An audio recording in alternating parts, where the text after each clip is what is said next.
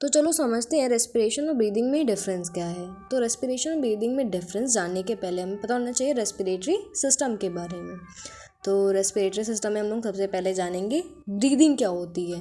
What is breathing? Breathing में देखो, inhalation मतलब एटमॉस्फेयर से ऑक्सीजन को अंदर लेना, इनहेलेशन, और कार्बन डाइऑक्साइड को बॉडी से बाहर छोड़ना सिंपल एक्सहेलेशन हो जाता है। तो ब्रीदिंग में इनहेलेशन एक्सहेलेशन होता है। लेकिन हम लोग ब्रीथ करते क्यों है? Why do we breathe actually? और क्योंकि हम लोगों को रेस्पिरेशन करना होता है। रेस्पिरेशन क्यों? क्योंकि रेस्पिरेशन से एनर्जी बनती है और हमारी बॉडी को एनर्जी की ज़रूरत है।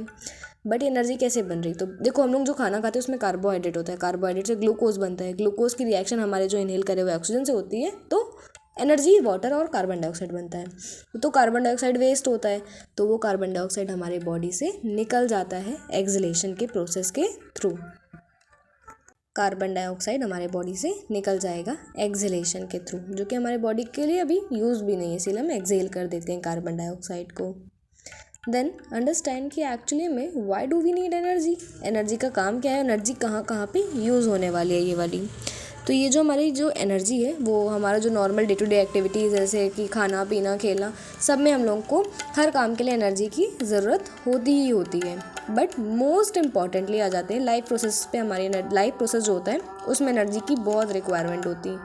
लाइफ प्रोसेस जैसे डाइजेशन, रेस्पिरेशन, एक्सक्रीशन और सर्कुलेशन, जो हमारे विद इन द बॉडी हो रहा है। बॉडी के अंदर हमारा खाना डाइजेस्ट हो रहा है, हम लोग रेस्पायर कर रहे हैं, सर्कुलेशन हो रहा है ब्लड का, तो विद इन द बॉडी जो हो रहा है is known as life process, जो हमको ज़िंदा रख रहा है बेसिकली, जिस प्रोसेस की वजह से हम लोग अभी ज़िंदा हैं।